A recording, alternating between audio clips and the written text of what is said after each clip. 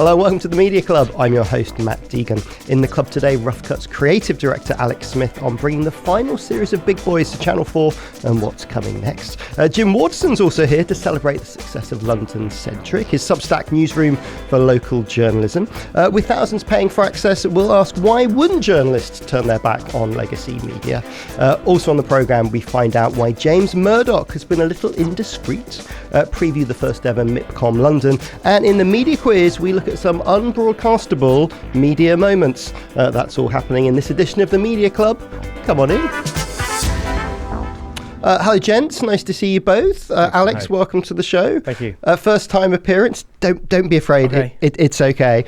Normally, you're a boss at Rough Cut, but who have you got on your list to add to the Media Club roles this week? I'd like to champion a young actor, a guy called David Jonsson, who won a BAFTA Rising Star at the weekend at the BAFTA movies. He started out in industry, was also seen in the movie Rye Lane, but was at the BAFTAs for Alien Romulus.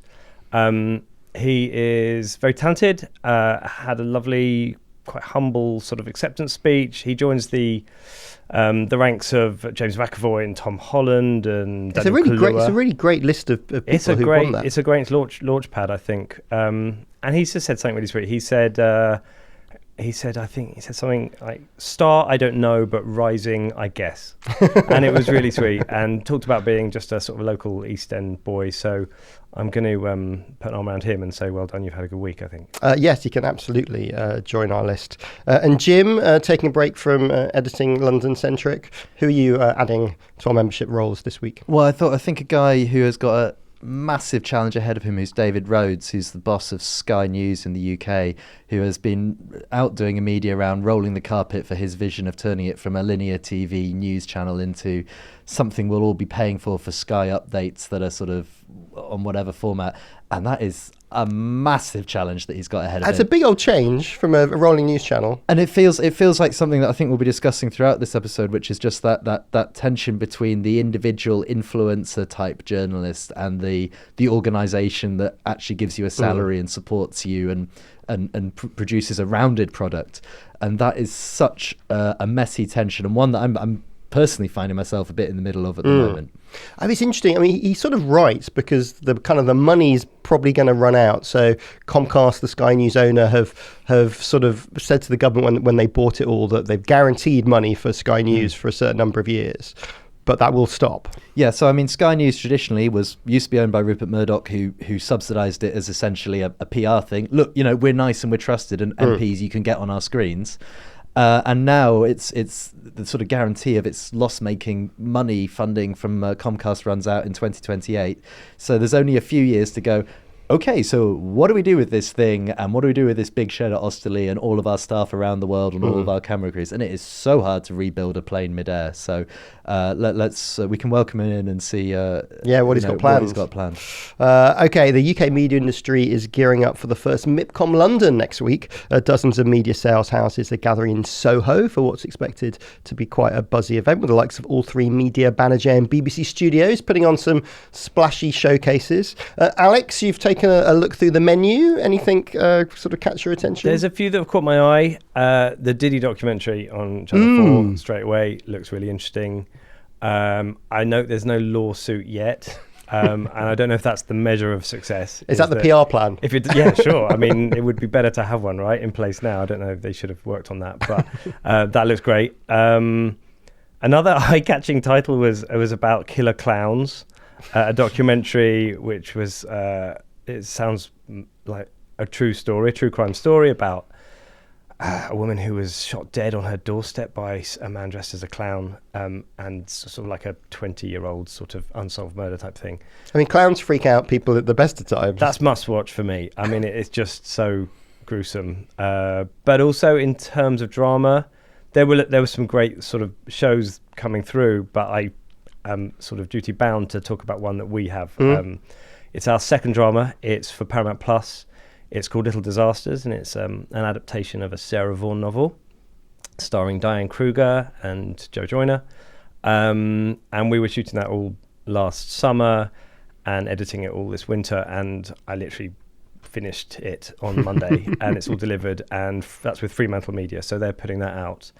We're very, very positive that it's going to be great. It's a domestic thriller. It's got a really interesting entry point. A woman brings a baby into hospital with an injury to the baby's head. It's in the middle of the night, and the attending doctor is her best friend, and the injury doesn't match the story, and she's forced to call social services on her best friend, and it blows up a big sort of NCT group friendship over 6 episodes. Great sort of twisty-turny, sexy Richmond / Provence sort of setting, and Diane Kruger plays the mum of the baby, and Joe Joyner plays the attending doctor. Is there a nice kitchen in it? Amazing kitchen. Like, that's genuinely, the key like, to streamers. It is. There's some property porn in there. Good. How important are events like MIPCOM for shows like this? Very important. You know, they're looking for that international sale. That's the sort of co-funding arrangement with someone like Paramount. They take the UK, and then you get the rest of the world. Fremantle will get that, and they need to find those buyers. I think with a casting like Diane Kruger, that really helps. She has big US and European profile. It's also a Sarah Vaughan novel. Her first novel was Anatomy of a Scandal, which was a big hit on Netflix. So yeah, it's a big sales moment for them. We're not so involved as a production company. I'm going to go along and clap loudly. A standing ovation of one man. But it's a huge part of the business now. A lot of the UK commissioners don't have the money to fully fund, but it's also got harder lately. It's the American market in particular has definitely contracted and are pickier, I would say. I'm not on the distribution side. I'm on the production side. We create and develop and shoot and deliver, but that side, from our partners at Fremantle, I can sense that it's getting harder. Jim, what caught your eye? Well, I mean, I was thinking about that P. Diddy one and whether you'd even be able to make it in the UK about an equivalent case. It's amazing that you can just go there, because our libel laws and our what you could report on would be enormously limited. So it's incredible to think of that. But I was just really interested in terms of what signals you're getting from the States in terms of what they want, because increasingly, if you want to make a British show, you've still got to get the American funding to make it happen, and that then reflects back onto what we see on our screen. For sure. So what's the US money willing to back at the moment? Like, I don't want to be too reductive about it, but there's obviously British brands that go well. It's the aristocracy. The chocolate box Britain goes well. We have lots of very successful high-level actors who have a profile in the States. So these are the certain boxes you can tick. A good show, and obviously some best-selling IP that has sold in the States really helps too. But a good show is a good show. So like, they are looking for thrillers, probably more than anything. Ours is a domestic thriller, but I think in a time of caution, they don't want to play sort of fast and loose with people's patience in the way that a beautiful show like White Lotus, for example, will make you wait 6 episodes for it to really, for the velodrome to really start going. And I love it, but I watched the first episode the other night, and I was like, right, wow, nothing happening, and I know it won't be for a while. I think selling a show like that to the US would be impossible. Like, they just simply would be like, you need in the first 3 minutes a big moment, a big inciting incident, and that's why White Lotus always starts with someone's been murdered and who was it. But there's a bunch of ingredients, but it's about the profile of the cast. It's about the look, the Britain you're selling. Sort of grimy urban Britain. They're not going to want that over there at the moment. Right, James Murdoch has given a rare interview shedding some light on his relationship with his father, Rupert, the supposedly retired head of News Corp. There's been quite a lot of Murdoch watching, a lot of articles recently, and of length. Yeah. I think it was about 20,000 words, this profile of James Murdoch in the Atlantic, which was written by McKay Coppins, who I briefly crossed over with when we both worked at BuzzFeed, and BuzzFeed was the sort of place that would publish something unnecessarily long like that, which is a strange era to look back on in retrospect. But it's an incredible piece of writing and seems to have taken McKay sort of about a year of reporting to get there. And it's clearly James going, you know what? The family has completely broken down. The family trust arguments have played out enough. I'm just going to do a tell-all. I'm going to do my piece. This is setting out my stance on it, which is essentially... I mean, the family don't normally talk, even the ones that have fallen out with people. There's a lot of off-the-record briefings and things like that, but an on-the-record interview is quite unusual. Yeah, and this is very much James Murdoch going, you know, to hell with them. My relationship with my father and my brother Lachlan is over, and I have some relationship relating with my sister and my half-sister. So I mean, the things it revealed was the extent to which James feels really he should have been running this company, that he knows how to steer it through things, and that for his father it became a political message. And the misery of sort of the descriptions of sitting in a lawyer's room, watching your dad kind of as you're cross-examined, and then him sending you a text afterwards going, you know, love dad. I mean, it's the family element hit me really hard, but also what a miserable existence for everyone involved in a gilded cage of billions and billions of pounds. Well, when I was reading that, talking about the text messages, he's sitting opposite his father and he's being interrogated. And he realises that his father is sending the notes to the lawyer saying, why ask him this next? And the extent to which the entire family seems to have got obsessed with Succession, not through watching it, but convinced that someone else in the family was leaking the storylines, which then made them change how they were behaving with the interplay is so strange on that. But what did leave me with, and it was a well-written piece because there was quite a few things left unanswered. Like, you know, James Murdoch, he's the liberal Murdoch. Yeah, but I mean, it's pretty clear from that this is no, you know, hand-wringing left-winger. He's just the guy who says maybe climate change is real.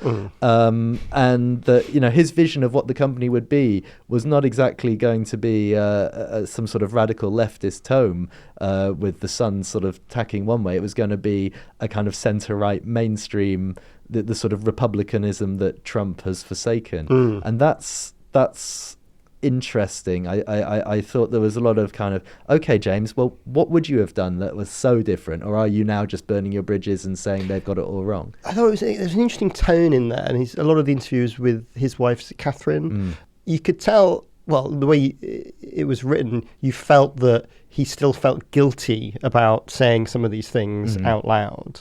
And I don't know whether it was a bit of Catherine actually pushing for, let's get our story out. And like, you deserve...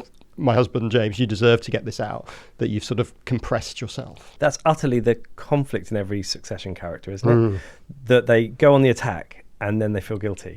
And then they retreat and they beg for dad's forgiveness and then they go on the attack. That's just the engine that keeps that show going. It was fascinating. But also the Succession team, they say, actually, most of it's just from the papers. Yeah. It's not about like secret leaks from anybody.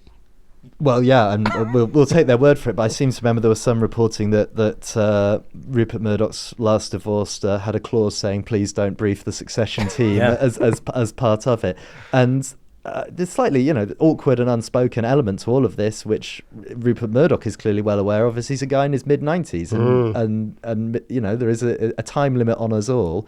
And what happens to that media empire after he's gone, certainly in the UK, you know, do those newspapers that keep sucking up time and effort, are they something that they want to support?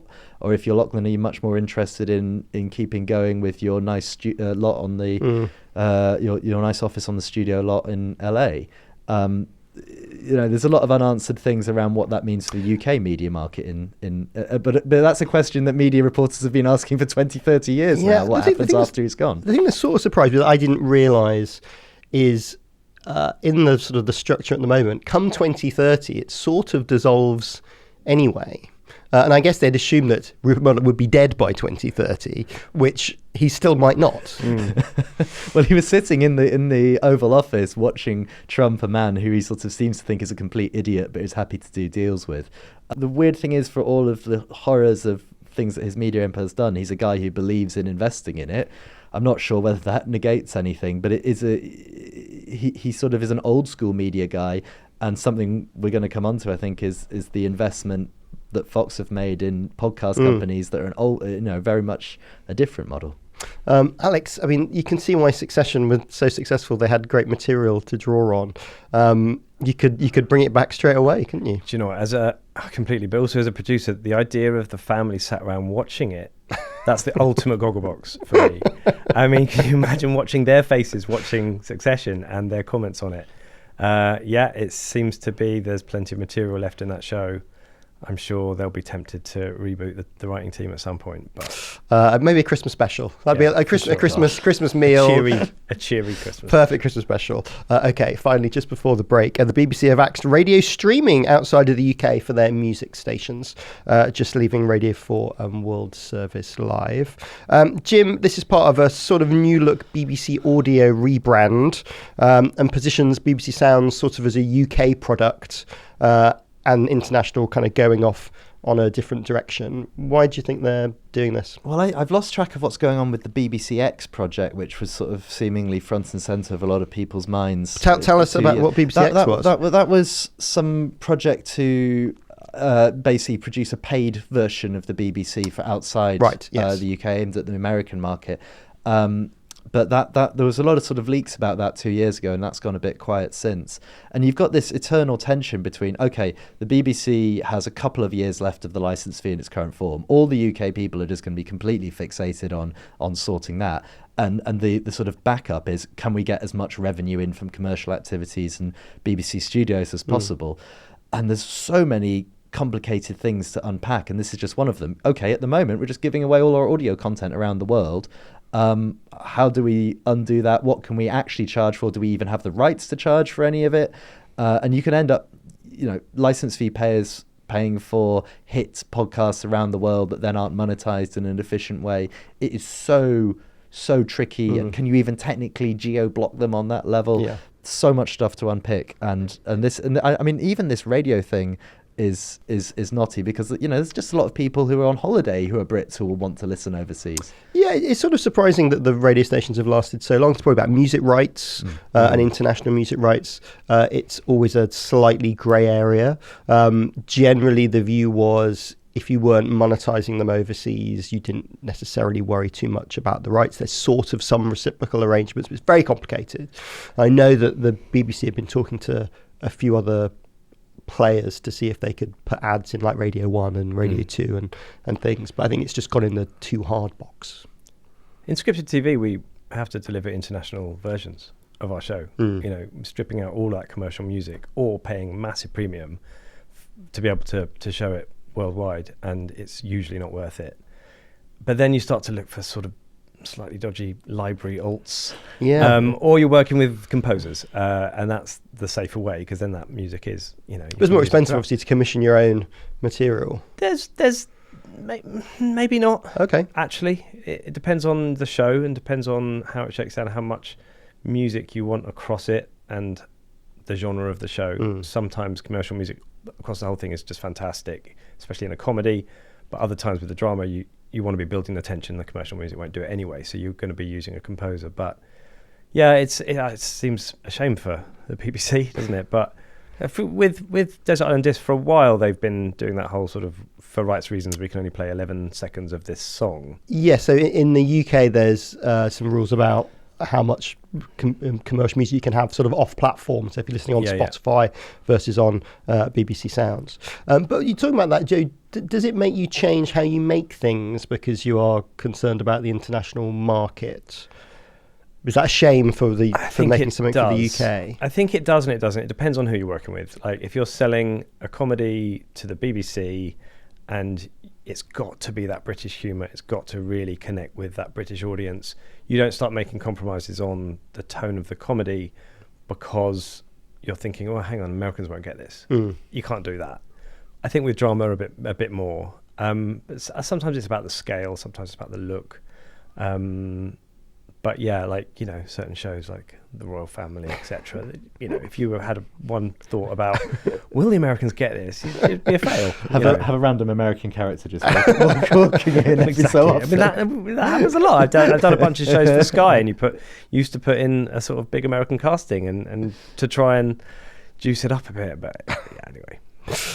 Okay, in a sec, we'll talk big boys and how you can make your Substack fortunes, all after these messages.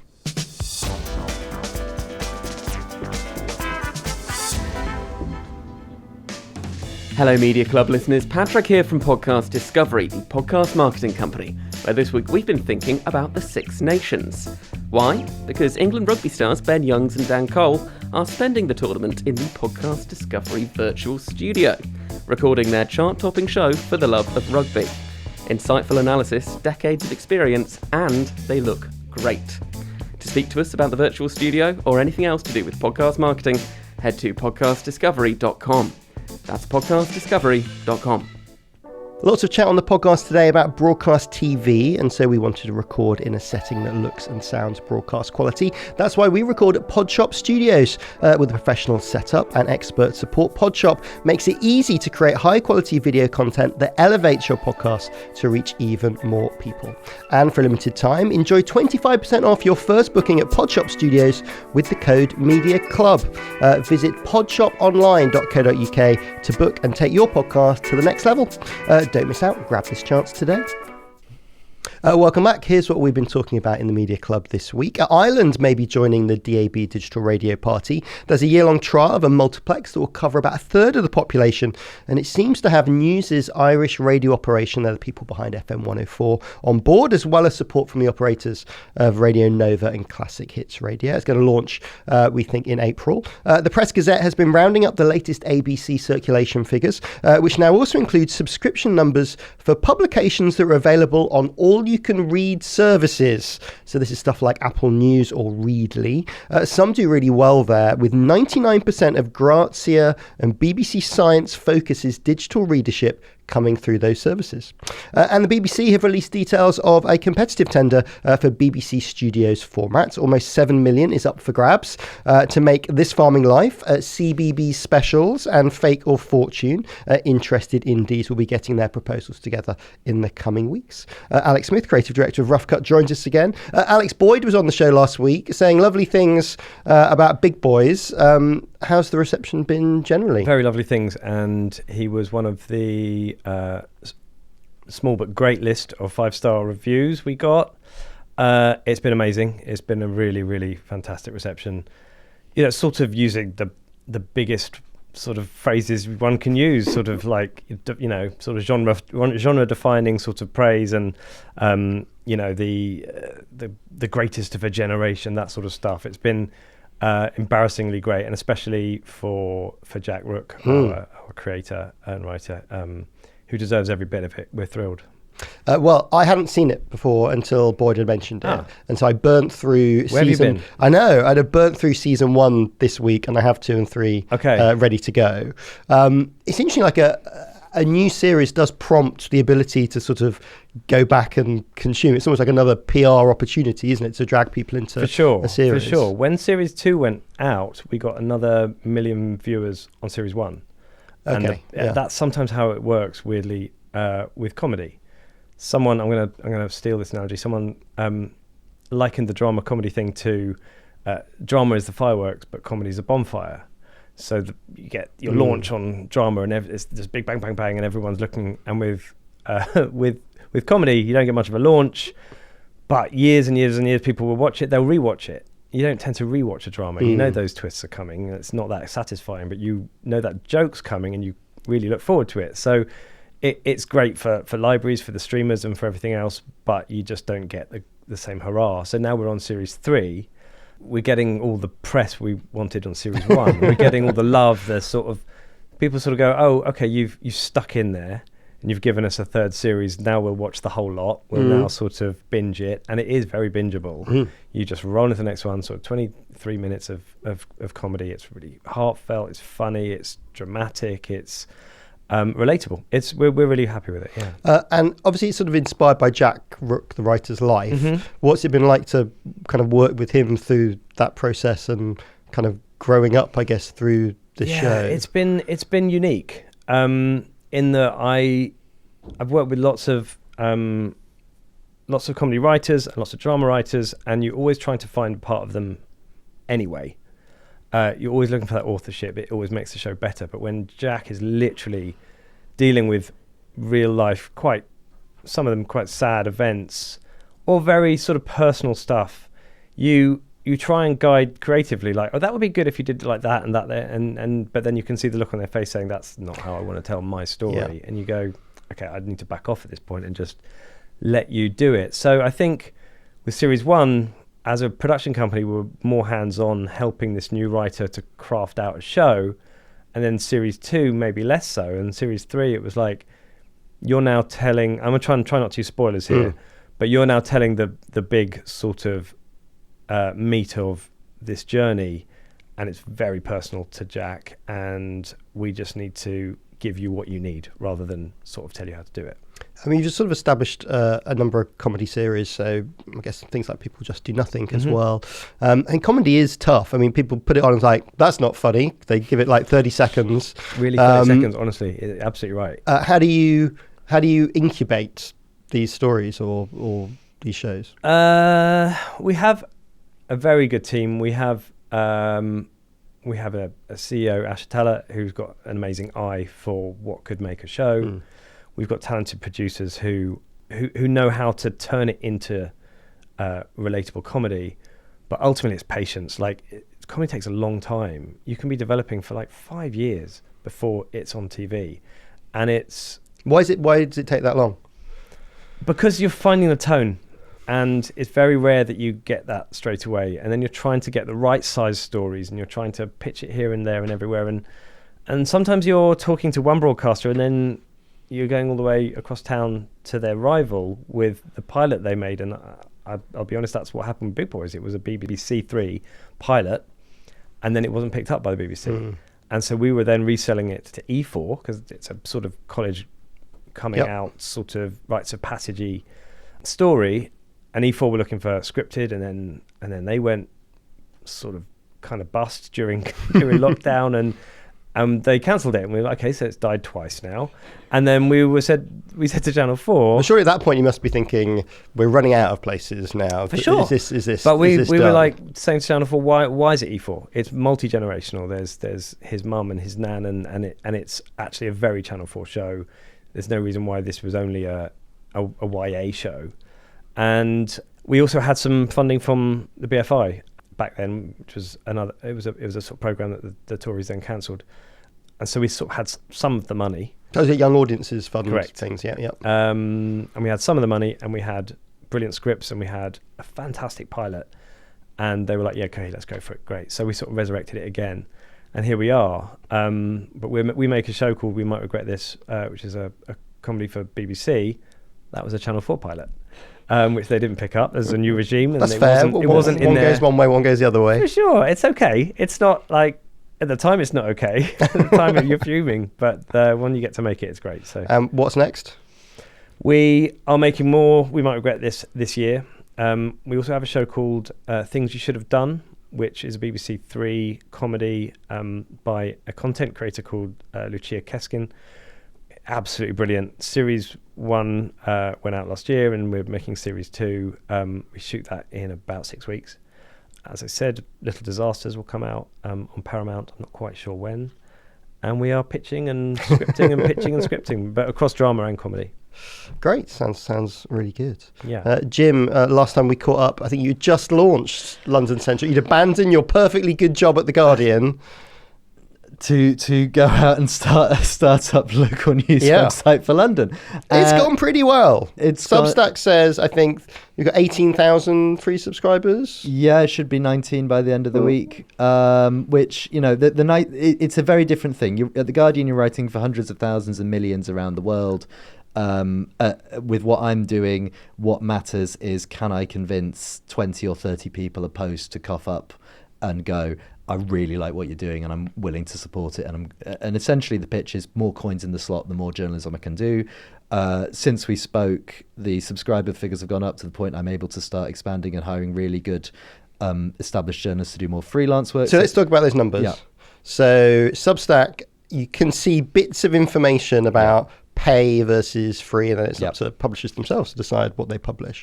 So you have gone over into the thousands of paying subscribers, which means between 1,000 and 9,999, correct? It is thousands. So I'll be coy and British about it, but it's thousands. Okay. And it's low thousands. But where was this on your business plan? Because that's really impressive. That was about, I'm at the point, so I'm 5 months into it, and I'm at the point I hope to get to in about 2027. Okay. About I've hit the third year target after 6 months, and I couldn't believe it. And I was expecting to be living off my redundancy from The Guardian for a lot longer. In fact, I still am. But look, basically, I took a punt on something, and at the moment people are responding to it, I wake up every morning terrified that they're all going to cancel. Yep. I am absolutely morally bound to try and deliver them interesting, exclusive stories. Because it changes the relationship. They are paying you individually to deliver something for them. And the individual relationship has been something I hadn't quite predicted, in that a lot of people are quite openly going, I followed you on Twitter or social media or some other platform for years. In my niche little world, I will take a punt on you and give you some money to try and build this. And that has been quite surprising, the extent to which people view it as a personal thing. And that actually just ups the thing, because, there is no slacking off. There's no filing 800 words and going, well, it's fine. If something's rubbish, people are going to cancel. Yeah. Do you see that? I mean, do you look at the churn and, this article has knocked a few off, or... Of course I do. I'm obsessed. I want to keep everyone happy, and I know some people who will inevitably churn out, and that's fine. But you do take it personally. You take every person who signs up as a personal triumph, and every person who goes who cancels as a personal affront. And you want to keep them on board and keep them happy. It doesn't mean that they're not going to leave, but it is hard work, and I really feel that need to keep the quality up, which is what I'm really proud of. I'd prefer to not publish something than to publish something half-baked. I've been working on some seriously tricky, very contentious investigations that have been taking a while to get over the line, and I've had to delay a bit, and I prefer to delay rather than to rush them out. But it is... There still needs to be something every week. It is a 7-day-a-week job. I am not ever switching off. It is exhausting, and that's just to really keep your head above water. So I think, in terms of, is it currently working for me, and can I build something that I think the audience will really like? Yes, and that's entirely thanks to people who've taken a punt early on. And really the next thing I want to do is to start going, okay, I want to have more writers involved. Well, so this week there was a piece from a freelancer. Yeah, Lizzie Durden, who's the former Security and Home Affairs editor at The Independent. And the good thing is I'm starting to get to the point where I can pay national level rates. I'm not filling a whole paper, but if you come to me with a good pitch, I will be able to go, okay, this is national level pay for this one, which might say as much about the state of the British newspaper industry as sort of what I'm able to offer.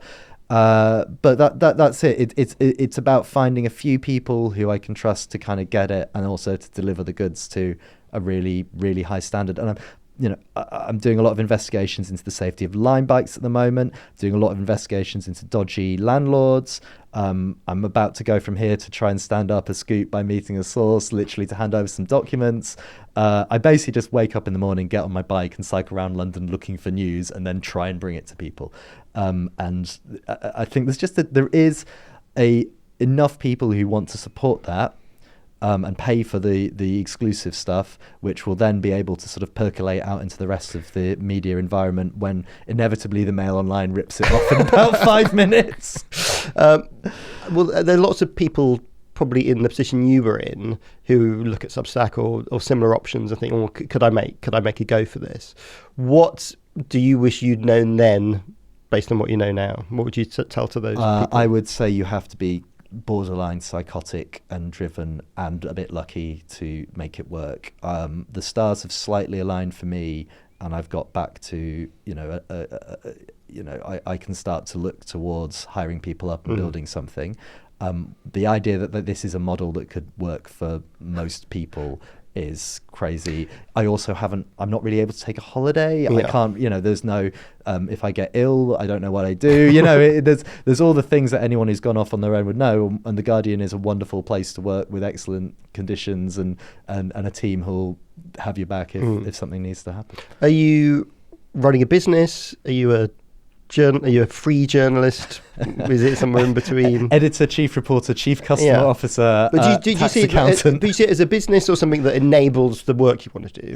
Both. Okay. I really like the business side of it. I like working out how to grow it so I can do more journalism.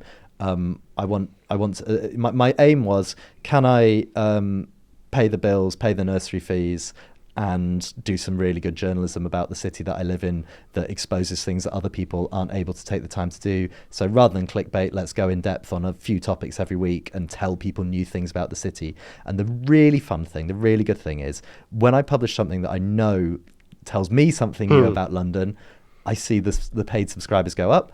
And when you publish something that is an interesting read, but you could have appeared elsewhere, people go, oh, well, that's nice, but so it just drives you on. It's like it's very good at incentivizing you to go harder, deeper, and try and really get that thing that no one else has told before.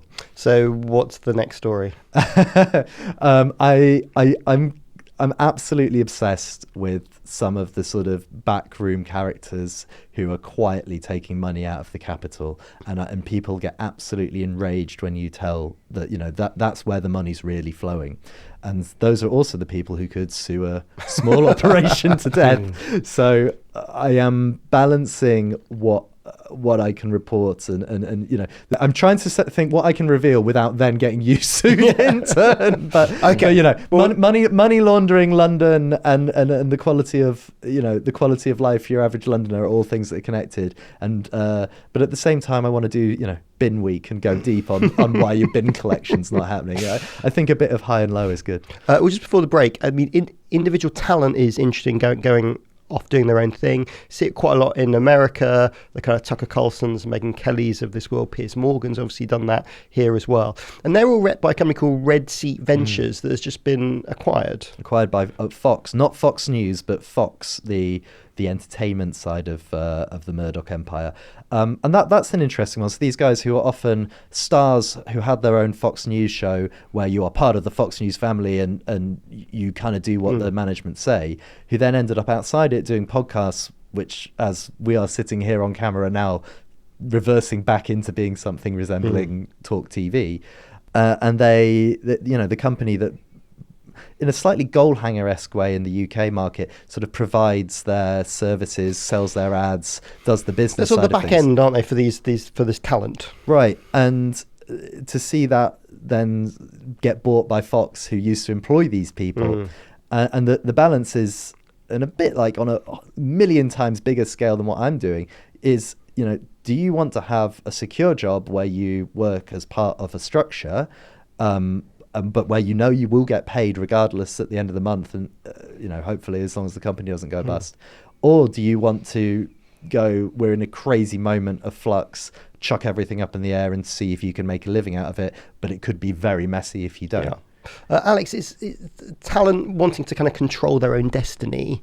That's always existed. Are there now the opportunities for them to sort of do that better? Yeah, I think so. I think there's more opportunities. There's more, as I said before, more desire for authorship. There's a bit of a swing actually at the moment back into producer-led things that may just be a bit more entertaining. The huge success of something like Baby Reindeer and that level of authorship is not going to go away. That's brilliant, but I think there's a bit more of a kind of, can we assemble a comedy, can we assemble a procedural drama, that sort of thing, rather than it having to be quite so from the soul and gutter. But I think the position talent is in these days, in terms of getting on screen and getting their stories and their writing, I think they're more empowered than ever, and that's not going to change.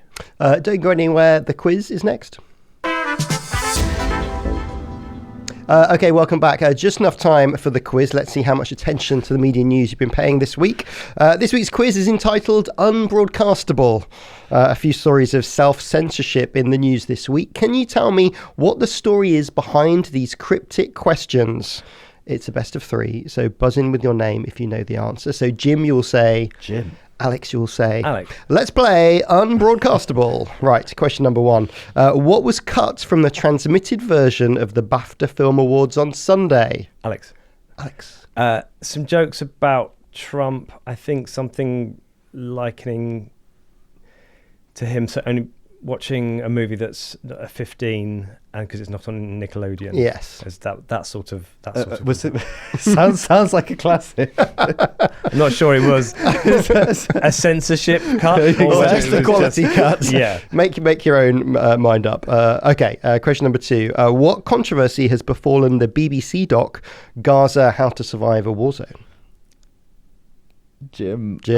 There are, as with everything in that horrible conflict, 101 issues raised about every bit of media. In this case, that one of the children was the son of a prominent politician, I believe, and the BBC has issued a sort of strange disclaimer, slightly shifting the blame onto the independent producer involved.